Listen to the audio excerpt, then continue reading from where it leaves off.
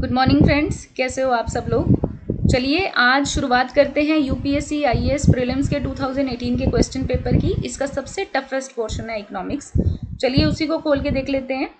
2019 के यूपीएससी के प्रीलिम्स के क्वेश्चन पेपर की डिस्कशन मैंने अपने चैनल पे 3 वीडियोस के माध्यम से डाल दी गई है। जो इससे पहले 3 वीडियो थे वो 2019 के प्रीलिम्स के थे और मैंने आपसे कहा था पिछले 10 सालों के प्रीलिम्स हम यहाँ पे डिस्कस करेंगे। उसी सीरीज़ में 2018 का प्रीलिम्स आज शुरू कर रहे हैं। तो जैसा कि मैंने आपसे हर वीडियो में कहा है, ये वीडियो ना केवल आईएएस और आईएफएस के लिए बल्कि UPSC, IAS, IES, UGC net economics, banking, state PCS और आरबीआई ग्रेड बी के लिए भी बहुत ज़्यादा इंपॉर्टेंट है। क्योंकि ग्रेड बी के लिए इसलिए क्योंकि इसके अंदर भी बैंकिंग से रिलेटेड काफ़ी सारे क्वेश्चन आते हैं। तो ग्रेड बी तो अपने प्री और मेंस दोनों में डिमांड करता है कि आपकी बैंकिंग के ऊपर पकड़ बहुत स्ट्रॉन्ग हो। ठीक है, तो चलिए शुरू करते हैं। फर्स्ट हमारा क्वेश्चन है, first question is actually very tough, इसीलिए यूपीएससी जानी जाती है। With reference to governance of public sector banking in India consider the following statement. India के अंदर पब्लिक सेक्टर बैंकिंग की गवर्नेंस से रिलेटेड जो है ये फॉलोइंग स्टेटमेंट्स है, इसको आप देखिए। आपको ये बताना है इन दोनों में से कौन सी सही है, या दोनों सही है या दोनों गलत है। फर्स्ट स्टेटमेंट वो बोलता है capital infusion into public sector banks bye the government of India has steadily increase. मैंने अंडरलाइन क्यों किया है? स्टेडीली इंक्रीज का मतलब होता है धीरे धीरे बढ़ा है। In the last decade steadily increase मतलब पहले कुछ था, फिर बढ़ा, फिर उससे थोड़ा बढ़ा, फिर उससे थोड़ा और बढ़ा। तो हमें ये चेक करना है कि क्या पिछले 10 सालों में गवर्नमेंट ने बैंकों के अंदर पैसा सिर्फ बढ़ाया ही था। This is the data of last 10 years of government infusion of capital into public sector bank. तो ये वो बता रहा है, ये डेटा बताता है कि पहले 2007-8 में 1900 करोड़, फिर 2008-9 में 1200 करोड़, फिर सीधे 2009-10 में एकदम से बहुत ज़्यादा बढ़ा के 20,117 करोड़। इतना पैसा गवर्नमेंट ने है जो बैंकों में डाला। यूपीएससी आपसे क्यों पूछता है? क्योंकि गवर्नमेंट का पैसा भी हमारा ही पैसा होता है। तो ये जो इंडिया की गवर्नमेंट के पास जो एक उसका मेजर सोर्स है, हमारा टैक्स जो है, that is the major source with the government of India. तो वो पैसा क्या गवर्नमेंट ने क्या किया? उसको बैंकों में डाला, 2009-10 में बहुत ज़्यादा बढ़ा दिया। बट देन अगर 2013-14 में देखें तो 6,990, इसका तीसरा हिस्सा भी नहीं छोड़ा, ऑलमोस्ट तीसरा हिस्सा ही जो है वो बैंक के अंदर डाला। तो इससे पता चलता है कि कभी थोड़ा पैसा डाला गया, फिर उससे थोड़ा, फिर उससे कहीं ज़्यादा, फिर थोड़ा, फिर बढ़ा दिया गया एंड फिर घटा दिया गया। मतलब जो स्टडी इंक्रीमेंट है that is not the increment only, कभी घटाया भी गया, कभी बढ़ाया गया। फर्स्ट स्टेटमेंट यहीं पे गलत हो जाती है। सेकेंड स्टेटमेंट है to put the public sector banks in order the merger of associate bank with the parent state bank of India has been affected. Yes, तो पहले ये पूछा गया है कि जो पहले बैंकों की रैंकिंग थी, जो भी जिस ऑर्डर में पब्लिक सेक्टर बैंक थे इंडिया में, state bank of India was at the second number. तो क्या स्टेट बैंक के अंदर जो उसके एसोसिएट बैंक और भारतीय महिला बैंक को मिला दिया गया, ये मर्जर जो था 2017 में हुआ था, तो क्या उससे बैंकों की ऑर्डरिंग के ऊपर कुछ फ़र्क पड़ा है? चलिए देखते हैं बैंकों की ऑर्डरिंग अब क्या हो गई है। स्टेट बैंक ऑफ इंडिया पहले दूसरे नंबर का बैंक था, अब इंडिया का पहले नंबर का बैंक बन गया। और इसका अगर आप कैपिटल देखोगे तो दैट इज़ 52.05 करोड़, ये इसका बिजनेस साइज है। तो इंडिया का नंबर 1 बैंक बन गया है। एंड सेकेंड नंबर पे Punjab national bank, oriental bank and union bank of India, इनको मर्ज करके बना दिया गया है। इनका जो टोटल बिजनेस साइज है इंडिया में सेकेंड नंबर पे है। Third is bank of Baroda, जिसमें विजया बैंक और देना बैंक ऐड कर दिए गए। Fourth is Canara bank and syndicate bank. Fifth is union bank, Andhra bank and corporation bank. ठीक है, उसके अलावा जो स्टेट बैंक ऑफ इंडिया का जो मर्जर हुआ था 1 अप्रैल 2017 को, इसने top 50 bank globally in terms of assets following the merger, और भारतीय महिला बैंक और बाकी के 7 बैंक जो एसबीआई में मिलाए गए, उसके बाद जो एसबीआई है वर्ल्ड के टॉप 50 बैंक में आ गया। ये हमारे लिए बहुत प्राउड की बात है, क्योंकि अगर वर्ल्ड लेवल पे इंडिया को कोई बैंक माना जाता है ना, तो इसका मतलब इंडिया की इकोनॉमिक स्थिति जो है एक तरह से मजबूत स्थिति को प्रदर्शित करता है। ये डेटा इस क्वेश्चन में पूछा नहीं गया है, मैं आपकी जानकारी के लिए बता रही हूँ। 2020 का जो लोग प्रीलिम्स दे रहे हैं, पब्लिक सेक्टर बैंक जो है government share holding percentage as of 30 June 2020। तो पब्लिक सेक्टर बैंक्स जो हैं 30 जून 2020 को उनके अंदर गवर्नमेंट की जितनी भी शेयर होल्डिंग है वो यहाँ पे दिखाई गई है। State bank of India number 1 पे दिखा रहा है, बट इट इज़ 57.64% ओनली, जो इंडिया का नंबर 1 बैंक है इस वक्त स्टेट बैंक ऑफ इंडिया बन गया है, लेकिन उसकी जो शेयर होल्डिंग है ना, उसके अंदर गवर्नमेंट की शेयर होल्डिंग केवल 57.64 करोड़ है, ऑलमोस्ट 58%। तो अगर किसी के माइंड में ये रह जाए कि स्टेट बैंक इंडिया का नंबर 1 बैंक है और गवर्नमेंट की जो शेयर होल्डिंग है वो भी हाईएस्ट होगी, वो गलत हो जाएगा। सेकेंड है पंजाब नेशनल बैंक 85%। सॉरी, मैं आपको ये बताती हूँ कि इंडिया के अंदर नंबर 1 जो शेयर होल्डिंग है वो कौन से पब्लिक सेक्टर बैंक में है, that is Indian overseas bank, जिसकी 95.84 96% हिस्सेदारी गवर्नमेंट की है। दूसरे नंबर पे आता है यूको बैंक। दोनों ही हम लोग जो हैं, आम जनता जो है, दोनों के बैंकों के बारे में बहुत कम जानती है compare to SBI and PNB, लेकिन इनकी शेयर होल्डिंग जो है, इनके अंदर गवर्नमेंट की शेयर होल्डिंग मैक्सिमम है। तीसरे नंबर पे बैंक ऑफ महाराष्ट्र है, ठीक है। फिर चौथे नंबर पे आता है बैंक ऑफ इंडिया एंड पांचवें नंबर पे यूनियन बैंक ऑफ इंडिया। ये परसेंटेज जो है वो गवर्नमेंट की, इंडिया की गवर्नमेंट की शेयर होल्डिंग बैंक के अंदर बताई गई है, यानी कि अगर इन बैंक को फ़ायदा होगा तो इंडिया की गवर्नमेंट को भी ज़्यादा फ़ायदा होगा। But SBI very amazingly is giving the least to the government. बाकी सारे बैंकों की देखें तो ज़्यादा से ज़्यादा शेयर होल्डिंग है। वैसे ही इंडिया पोस्ट पेमेंट बैंक जो है, इंडिया पोस्टल डिपार्टमेंट जो भारतीय डाक विभाग है उसका एक जो ब्रांच है इंडिया पोस्ट पेमेंट बैंक, उसकी 100% हिस्सेदारी जो है गवर्नमेंट की है। चलिए इस क्वेश्चन पे ज़्यादा लंबा नहीं जाते, केवल आपकी जानकारी के लिए बता दिया। सो इसका आंसर है second only. Second statement is correct, first statement is wrong. चलिए सेकंड क्वेश्चन की तरफ जाते हैं। सिरिल ग्रेन हल्ड, अच्छा ये कुछ आइटम्स है, उसने 4 ऑप्शन दे दिए। ये 4 ऑप्शन आप देखिए। Consider the following item: cereal grain hulled, chicken eggs cooked, fish processed and canned, newspaper containing advertisement material. ये 4 अलग अलग चीज़ें हमारी लाइफ के अलग अलग स्फीयर से दी गई हैं। Which of the above item is exempted from GST? उसने ये पूछा है क्योंकि ये क्वेश्चन जून 2018 में पूछा गया था, तो उससे पहले जो जीएसटी के रेट चेंज हुए थे उसके ऊपर बेस्ड ये क्वेश्चन है। तो उसने ये पूछा है कि इन चारों में से कौन सा ऑप्शन है जिसके ऊपर से जीएसटी हटा दिया गया है, ठीक है। तो क्या सिर्फ पहले वाले से हटाया गया है? चलिए देखते हैं। सिरिल ग्रेन हल्ड, इसको डायग्रामेटिकली देख लेते हैं, थोड़ा विजुअलाइज करना आसान हो जाएगा, पढ़ना कम पड़ेगा। This is first option, Cyril grain hulled from the farm, okay. Second is chicken egg cooked, third is fish canned and processed, जो मैंने आपको बोला था fish processed and canned, fourth is newspaper with advertisement material, ठीक है। तो पहली item तो एग्रीकल्चर आइटम है। अगर खेत में से दाने को अलग कर दिया जाए, अनाज के दाने को अलग कर दिया जाए उसकी फसल से, तो क्या उसके ऊपर जीएसटी पड़ेगा? बिल्कुल नहीं पड़ेगा। हमें पता है कि एग्रीकल्चर इनकम के अंदर, इंडिया के अंदर एग्रीकल्चर इनकम पे टैक्स नहीं पड़ता है, तो ये स्टेटमेंट गलत हो गई ना फर्स्ट। तो इसका मतलब इट इज़ ऑलरेडी एग्जेम्प्टेड, इसके ऊपर जीएसटी नहीं लगाया जाता। मतलब फर्स्ट ऑप्शन तो आंसर के अंदर आएगा ही आएगा, फर्स्ट ओनली, या फर्स्ट के अलावा कोई भी और भी ऐड हो जाएंगे। तो ऑप्शन बी यहीं पे गलत हो गया क्योंकि उसके अंदर फर्स्ट ऑप्शन नहीं है जो आंसर में आना ही है। सेकेंड है चिकन एग कुक्स, तो इस तरह से अगर एग्स कुक करके अगर आप घर पे खाते हो तो क्या उस पर जीएसटी पड़ता है? नहीं, बिल्कुल नहीं। हाँ, 5 स्टार होटल के अंदर अगर आप जाके एग्स कुक करके मंगवाते हो तो उसके ऊपर जीएसटी पड़ेगा, पर वो उस सर्विस पे पड़ेगा, राइट। एग के ऊपर जीएसटी नहीं पड़ा। सामने वाले ने जो आपको बना के दिया ना, एग परोस के दिया, उसके ऊपर जीएसटी पड़ा। एग के ऊपर तो कोई जीएसटी नहीं पड़ा ना। Third is fish canned and processed, जब कोई फिश को कैन कर दिया जाता है, प्रोसेस कर दिया जाता है, मतलब उसको बर्फ़ के अंदर या मसाले लगाकर इस तरह से रख दिया जाता है कि 3-4 दिन तक वो ख़राब ना हो, और उसके बाद उसको कैन में डाल दिया जाता है, तो फिर वो ब्रांडेड आइटम हो जाती है। यानी कि वो किसी ब्रांड से बिलोंग करती है, किसी कंपनी के अंडर ये काम किया जाता है, चाहे वो छोटी सी कंपनी हो, और उसे मॉल में रखा जाता है। उसको किसी ऐसी जगह पे रख के बेचा जाता है जहाँ पे उसकी जो है फ्रेशनेस को मेंटेन किया जा सके। या तो कोल्ड स्टोरेज के थ्रू वो मॉल में जाएगा, तो उसके ऊपर और भी काफ़ी पैसा लगता है उस प्रोसेसिंग एंड ऑल में, तो उन सारी प्रोसेस के ऊपर जीएसटी लगता है। जब ये इस तरह से हम फिश को प्रोसेस करके कैन कर देते हैं ना, तो केवल इंडिया में नहीं, इंडिया से बाहर भी भेजेंगे, राइट। तो उसके ऊपर एक्सपोर्ट करेंगे तो उसके ऊपर टैक्स तो जाएगा ही ना। और वैसे भी अगर इंडिया में ही बेचेंगे इस तरह से कैन करके तो उसके ऊपर टैक्स जाएगा, जीएसटी लगता है। फोर्थ ऑप्शन है न्यूज़पेपर कंटेनिंग है ना एडवर्टीजमेंट मटेरियल, तो ये न्यूज़पेपर है आपकी स्क्रीन पे और इसके ऊपर ये एडवर्टीजमेंट मटेरियल है। लेकिन न्यूज़पेपर के ऊपर अगर एडवर्टीजमेंट अगर न्यूज़पेपर के अंदर आती है तो ऐसा ज़रूरी नहीं है कि पहले 5% जीएसटी लगता था उसके ऊपर, लेकिन जो लास्ट मीटिंग हुई उसमें जीएसटी हटा दिया गया, जीएसटी 0% हो गया न्यूज़पेपर के ऊपर।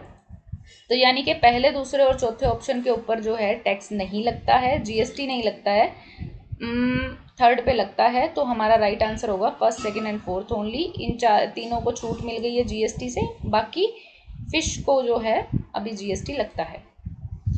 थर्ड क्वेश्चन है, with reference to organic farming in India consider the following statement. The national programme of for organic production is operating under the guideline and direction of union ministry of rural development.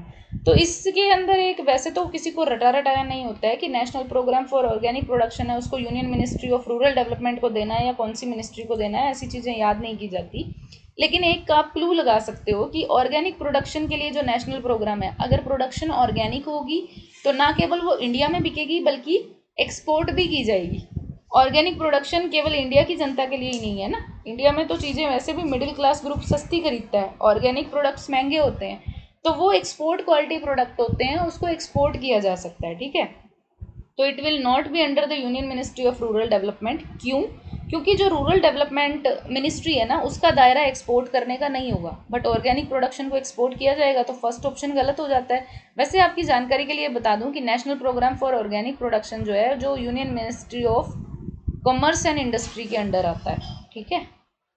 Second option है, agriculture and process food product export development authority function as the secretariat of implementation of NPOP. So agriculture and process food product export development authority जो है, APEDA, तो क्या NPOP programme इसके under काम करता है? Yes, क्योंकि APEDA agriculture and process food product export development authority जो है, that is working under the ministry of union ministry of commerce and industry. उसी मिनिस्ट्री के अंदर ये डिपार्टमेंट काम करता है और इसी डिपार्टमेंट के अंडर ये प्रोग्राम जो है, national programme of organic production, चलाया जा रहा है।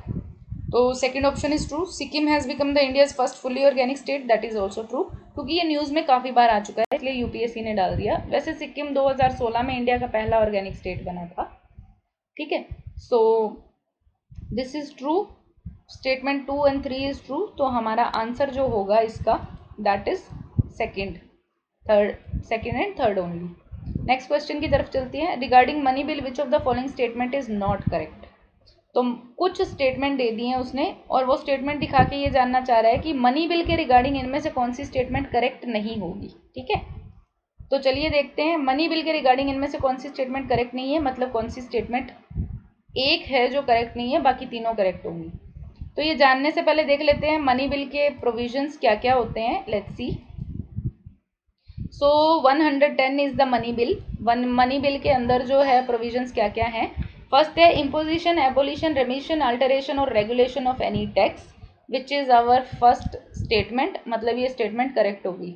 कोई भी नए टैक्स को लगाया जाना, हटाया जाना, उसमें माफ़ी दी जानी या उसमें चेंज किया जाना जो है, वो मनी बिल के अंडर आएगा। अगर ये चीज़ें किसी बिल के अंडर हैं तो वो मनी बिल माना जाएगा। That is true, that is absolutely true. तो फर्स्ट जो स्टेटमेंट है वो करेक्ट हो गई, मतलब वो नॉट करेक्ट वाले से बाहर आ गई। क्वेश्चन में पूछा था विच इज़ नॉट करेक्ट, तो ये जो है दैट इज़ करेक्ट, मतलब ये आंसर नहीं हो सकता।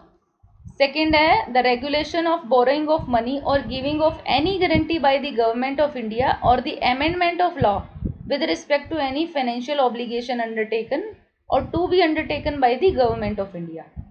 तो उसने ये क्वेश्चन पूछा है कि borrowing of money और giving of any guarantee by the government of India जो है, और the amendment of law with respect to any financial obligation, ठीक है। तो अगर गवर्नमेंट ऑफ इंडिया पैसा उधार लेता है या किसी भी चीज़ की गारंटी लेता है, मान लो किसी एक देश ने दूसरे देश से उधार ले लिया पैसा, नेपाल तो नहीं, आजकल नेपाल से बनती नहीं है हमारी, भूटान की बात करते हैं। अगर भूटान बांग्लादेश से कुछ लोन ले लेता है, वैसे तो दोनों ही गरीब है, पर चलो एग्जांपल के लिए मान लें भूटान बांग्लादेश से कुछ पैसा उधार लेता है और इंडिया की गवर्नमेंट जो है वो उसके ऊपर अपनी गारंटी दे देती है कि अगर भूटान ने नहीं लौटाया तो आई विल हेल्प, ठीक है। तो उस टाइप की जो गारंटी होती है bye the government of India, क्या ये मनी बिल के अंडर आती है? हमारे ऑप्शन में देखें तो ऑप्शन 4 कहता है money bill deals with regulation of borrowing of money और giving of any guarantee by the government of India, मतलब ऑप्शन 4 भी जो है मनी बिल के अंडर आता है। इसका मतलब नॉट करेक्ट नहीं, ये करेक्ट है। तो स्टेटमेंट 1A ऑप्शन और डी ऑप्शन दोनों करेक्ट हो गए। हमारे मनी बिल के फर्स्ट टू प्रोविजंस के अंडर ही ये दोनों स्टेटमेंट करेक्ट हो गई। ठीक है, अब हमने ये देखना है कि इन दोनों में से क्या है और क्या नहीं है। A money bill has the provision for the custody of consolidated fund of India और the contingency fund of India. क्या मनी बिल के अंदर वो प्रोविजन होते हैं जो कंसोलिडेटेड फंड या कंटिजेंसी फंड ऑफ इंडिया इन दोनों से रिलेटेड होते हैं। और थर्ड ऑप्शन है a money bill is concern with appropriation of money out of contingency fund of India. क्या money bill appropriation of money out of contingency fund of India से related है? क्या मनी बिल के under contingency fund of India से पैसा निकाला जा सकता है? निकाल कर मतलब कहीं भी लगा दिया जाए, किसी प्लान में लगा दिया जाए। चलिए मनी बिल की तरफ चलते हैं। मनी बिल के अंदर क्या लिखा हुआ है? The custody of consolidated fund और contingency fund of India, the payment of money into and withdrawal of money from any such fund. ठीक है, सी के अंदर बोला है कि कस्टडी ऑफ कंसोलिडेटेड फंड या कंटिजेंसी फंड ऑफ इंडिया जो है वो मनी बिल के अंडर आती है। ओके, और इनमें से पैसा जो है withdrawal of money in fund से या पेमेंट इनटू दिस फंड जो है वो भी मनी बिल के अंडर आता है। The appropriation of money out of consolidated fund of India, लेकिन हमारे ऑप्शन के अंदर पूछा गया था, ऑप्शन सी के अंदर एप्रोप्रिएशन ऑफ मनी, ये appropriation of money out of contingency fund of India. तो हम जाते हैं appropriation of money out of contingency fund of India नहीं, कंसोलिडेटेड फंड ऑफ इंडिया है जो कि हमने यहाँ पे देखा है। This is the consolidated fund जिसके बारे में इसने अभी अभी बताया है। तो this lies in the money bill not the contingency fund. यहीं पे हमारा आंसर क्लियर हो गया। फर्स्ट और फोर्थ ऑप्शन हमने पहले ही कह दिया था करेक्ट है, सेकेंड और थर्ड में कन्फ्यूजन था, तो this is the right answer. ठीक है, money bill is concern with appropriation of money out of contingency fund of India. ठीक है, चलिए नेक्स्ट क्वेश्चन की तरफ चलते हैं। Fourth question, fifth question, which one of the following statement correctly describe the meaning of legal tender money. इनमें से कौन सा ऑप्शन जो है वो लीगल टेंडर मनी को करेक्ट से डिस्क्राइब करता है? चलिए देखते हैं। ऑप्शन 1 कहता है money which is tendered in court of law to defray the fee legal cases. तो वो ये बोल रहा है अगर आप कोर्ट के अंदर कोई लीगल केस लड़ रहे हो, ठीक है, उसकी फीस आपको पे करनी है, तो जो आपने लायर को फीस पे करी है क्या उसको लीगल टेंडर मनी कहते हैं? यहाँ पे क्वेश्चन पूछ रहा है कि क्या लीगल टेंडर मनी का मीनिंग ये होता है, ऑप्शन ए। ऑप्शन बी कहता है the money which a creditor मतलब जिसने लेनी है पैसे, मान लो किसी से आपने 100 रुपये उधार लिए या 100 रुपये का कोई सामान दिया, तो जिसने आपको सामान दिया या उधार दिया वो क्रेडिटर है। ठीक है, आपको उसे 100 रुपये लौटाने हैं, तो अगर आप 100 रुपये का नोट दे दोगे उसको, तो क्या उसके लिए कंपलसरी है वो एक्सेप्ट करे? हाँ जी बिल्कुल। आपने 100 रुपये का नोट दिया तो वो ये नहीं बोल सकता कि मैं नोट 100 रुपये का नहीं लूँगा, मैं 50 के 2 नोट लूँगा। वो एज अ फ्रेंड आपको बोल सकता है, या आपको वो ये नहीं बोल सकता कि नहीं मैंने 100 रुपये कैश लेने ही नहीं, आप मुझे ना 100 रुपये या तो कमर्शियल पेपर दे दो 100 रुपये का, या सर्टिफिकेट ऑफ डिपॉजिट दे दो, या चेक दे दो, या बिल दे दो। ऐसा ज़रूरी नहीं है। वो 100 रुपये अगर आपने कैश दिए, उसने एक्सेप्ट नहीं किए, वो क्रेडिटर है, तो आप उसके अगेंस्ट कोर्ट में जा सकते हो कि आप 100 रुपये दे रहे थे, उसने लिए क्यों नहीं, वो मुझे 100 रुपये नहीं कुछ और मांग रहा है मुझसे। ठीक है, so he is under compulsion to accept the settlement of claim the bank money in the form of cheque, draft, bill of exchange etcetera. ठीक है, जो बैंक मनी है in the form of cheque, draft and bill of exchange है, क्या वो इसी legal tender money के अंडर आती है? And fourth is the metallic money in circulation in a country. जो कंट्री के अंदर जो सिक्के जो होते हैं, जो सर्कुलेशन में होते हैं, मतलब जो सिक्के आप चलाते हो, क्या वो लीगल टेंडर मनी है? बेसिकली लीगल टेंडर मनी के अंदर वो सारे इंस्ट्रूमेंट आ जाएंगे, कैश एंड कॉइन, जो क्रेडिटर लेने के लिए कंपलसरी है, क्रेडिटर के लिए कंपलसरी है, वो मना नहीं कर सकता under the rule of law. तो option 2 is the best answer which best describes. ठीक है, चेक लेने के लिए कोई मना कर सकता है, ठीक है, बिल ऑफ एक्सचेंज लेने के लिए मना कर सकता है, कॉइन्स लेने के लिए भी मना कर सकता है। हालांकि 10 रुपये तक आप किसी को भी, अगर आपने किसी को 10 रुपये देने हैं ना, तो आप 10 रुपये तक के लेन देने तक 1-1 रुपये दे सकते हो, कॉइन्स दे सकते हो, वो मना नहीं कर सकता। बट आपने किसी को 100 रुपये देने हैं और आप उसे 1-1 रुपये के 100 कॉइन दे रहे हो, तो वो मना कर सकता है। आप उसके खिलाफ कोर्ट में नहीं जा सकते, आपको कैश देना पड़ेगा। अप टू 3 लाख आप कैश दे सकते हो। उसके बाद आप जो है NEFT वगैरह करते हो, चेक देते हो, या NEFT बैंक के थ्रू IMPS या NEFT ट्रांसफ़र करते हो। ठीक है, so this is what it is. ये आपका 5 क्वेश्चन हो गए आज। 2018 का पेपर हमने शुरू किया है। इसी तरह ही पिछले 10 सालों के सारे पेपर हम कवर कर लेंगे। आज के लिए केवल इतना ही, क्योंकि वीडियो ऑलरेडी फर्स्ट 5 क्वेश्चन में ही बहुत लंबी हो गई है। क्या करें, यूपीएससी क्वेश्चन ही ऐसे पूछती है। ठीक है, तो जो लोग भी यूपीएससी की तैयारी कर रहे हैं, all the best to them. 4 अक्टूबर 2020 को एग्ज़ाम है। अच्छे से पढ़ के एग्ज़ाम दीजिए, घबराने की ज़रूरत नहीं है। इकोनॉमिक्स के रिलेटेड जो भी डाउट है आप कमेंट बॉक्स में लिखिए, मैं जल्दी से जल्दी उसको सॉल्व करने की कोशिश करूँगी। अगर आप चाहते हैं इकोनॉमिक्स के किसी पर्टिकुलर टॉपिक पे वीडियो बनाऊँ तो वो भी बना के दे दूँगी। ठीक है, सो आज के लिए इतना ही। Thank you so much. मिलते हैं अगले वीडियो के अंदर अगले नए क्वेश्चन के साथ। Thank you so much. Bye, take care and all the best for exams.